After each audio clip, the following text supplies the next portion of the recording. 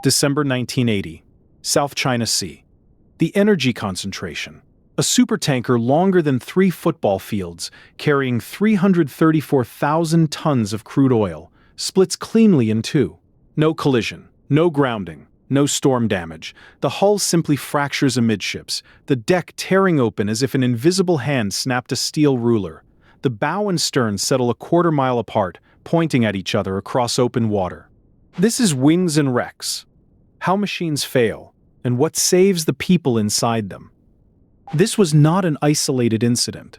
Between 1969 and 1971, 3 large ore carriers sank after breaking in two: Kungsholm, Anita, Norse Variant. By 1980, over 20 bulk carriers and tankers had suffered catastrophic hull fractures at sea, many in open ocean, underway in heavy weather. The pattern was unmistakable, the cause invisible. Something was attacking these ships from within, a force that left no warning, no visible damage, until the moment the steel gave way. How does a structure built from thousands of tons of welded steel, designed to carry the weight of a small city, engineered to survive hurricane seas, simply snap in half? No fire, no explosion, no impact. The answer lies not in what struck these ships, but in what they endured, wave after wave, voyage after voyage, for years. The pattern emerged slowly. Lloyd's Register casualty files from the early 1970s documented a grim sequence. January 1969, North Atlantic. Kungsholm suffers hull fracture, total loss. March 1970, Caribbean. Anita breaks in two, sinks in minutes. December 1971, Pacific. Norse Variant, catastrophic structural failure. 3 ore carriers in 3 years, each splitting cleanly amidships in open water, far from any obstacle. By 1980, the count exceeded 20. Bulk carriers, tankers, ore ships that shared almost nothing except size and one critical detail. Every fracture occurred amidships, where the hull experiences maximum bending stress. Waves lift bow and stern while the middle sags, then reverse as the ship rides the next crest. Thousands of cycles per voyage, tens of thousands per year, millions over a working life. The location was no coincidence. This was fatigue, the same phenomenon that cracks aircraft wings and bridge girders. Steel subjected to cyclic stress below its yield strength develops microscopic cracks that propagate with each loading cycle until sudden fracture occurs. The relationship is quantified by SN curves, stress amplitude versus cycles to failure. For ship-grade steel under moderate wave-induced bending, failure begins after 10 million to 100 million cycles, 10 years before the invisible cracks reached critical length. Every wave bends the hull like a beam on 2 supports. When a swell lifts bow and stern, the midship section sags downward, stretching the deck into tension and compressing the keel. Then the next wave crests at midships, reversing every stress. The hull arches upward, hogging and sagging, thousands of cycles per voyage. The bending moment peaks at the midship section, where the lever arm is longest and the cargo mass greatest. In the energy concentration riding North Atlantic swells that December, that moment exceeded 10,000 meganewton meters.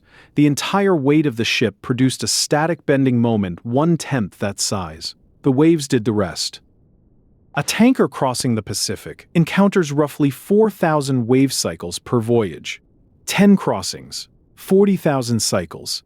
A decade of heavy weather service, 10 million cycles. Everyone bending the same steel at the same point. And steel, it turns out, keeps a record. But here's the catch. The steel never yields visibly. Every hogging, sagging cycle stresses the hull well below its yield strength, the point where steel deforms permanently. The deck plating never glows red, never buckles. But at the microscopic scale, something irreversible is happening. The SN curve plots stress amplitude against cycles to failure. For shipgrade steel under the bending moments a laden tanker experiences, the curve predicts fracture after 10 million to 100 million cycles. A VLCC working the North Atlantic route accumulates roughly 10 million hogging sagging cycles per decade. The hull has a fatigue budget. Every voyage spends it. When investigators cut open the energy concentration's fractured hull sections, they found the proof etched into the steel itself. The fracture surface showed beach marks, concentric ridges radiating from multiple crack origins in way of the deck longitudinals. Each ridge recorded a period of slow growth as the crack advanced grain by grain, voyage by voyage. Then, at the center, a zone of sudden ductile tearing where the remaining ligament finally gave way and the ship broke in two. The engineers had the SN curves. They knew the cycle counts. They calculated bending moments of 10,000 meganewton meters, hogging and sagging, wave after wave. The math predicted decades of safe operation. Yet ships kept breaking years ahead of schedule. What did the models miss?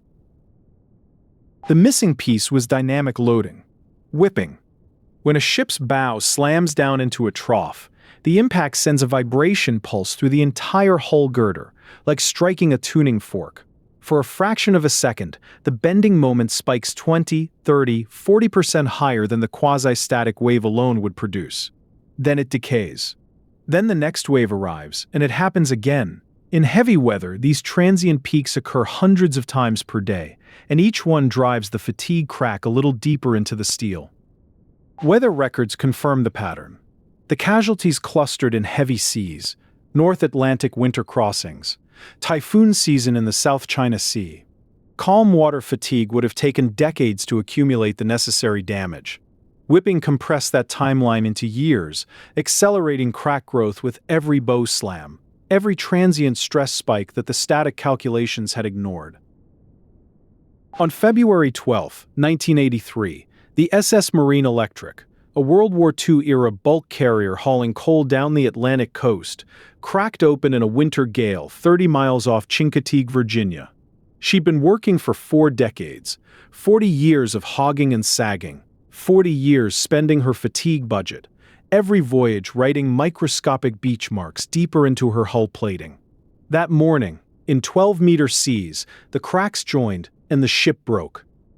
31 of the 34 men aboard died in the water, most from hypothermia within 20 minutes, because the Coast Guard had no survival suit requirement for merchant crews. The Marine Electric inquiry changed that. It also triggered mandatory enhanced surveys for aging hulls and accelerated the phase-out of single-skin bulk carriers built before fatigue design rules existed. The invisible enemy had a body count now, and the regulations finally caught up. By 1982, classification societies rewrote the structural rules. New tankers would carry longitudinal stiffeners running the full length of deck and bottom plating at midships, not just transverse frames crossing every meter. The change was subtle on paper, but it increased hull bending strength by 15 to 25% for the same steel weight. And the steel itself changed. High tensile grades with yield strengths of 355 megapascals replaced the milder steels that had carried cargo since the Second World War. AH-36, DH-36. The new alloys resisted crack initiation and slowed propagation. Fatigue life improved by roughly 30%. The epidemic ended not because the ocean became gentler, but because the hull became stronger and the engineers finally understood what they were designing against. Modern naval architects now fight the invisible enemy before the keel is ever laid. They run finite element simulations of the entire hull girder, subdividing it into thousands of mesh elements, then subject the model to a statistical sea, wave heights and periods drawn from North Atlantic records, replayed in sequence until the simulation reaches 10 to the 8th encounters. The software tracks stress at every weld, every frame junction, every change of scantling. Hotspots glow red on the engineer's screen years before the first plate is cut. Design is only half the solution. The other half is monitoring what's already at sea. Modern hull stress monitoring systems sample bending stress at 1 to 10 Hz, continuously, voyage after voyage. Arrays of strain gauges bonded to deck plating and bottom shell at the midship section. When measured moments approach 90% of design limits, an alarm sounds on the navigation bridge. The master can alter course, reduce speed, change ballast. Anything to bring the hull back within its fatigue budget before the next wave writes another beach mark into the steel. By 2020, over 60% of the global tanker fleet above 50,000 deadweight tons carried hull stress monitoring systems. The invisible enemy is visible now, rendered in real time on every crossing. The ocean still bends the hull, still writes its cycles into the metal, but the steel no longer has to remember alone. We count the waves for it, and we act before the cracks reach critical length. Every failure leaves a lesson. Subscribe so you don't miss the next investigation. Our next video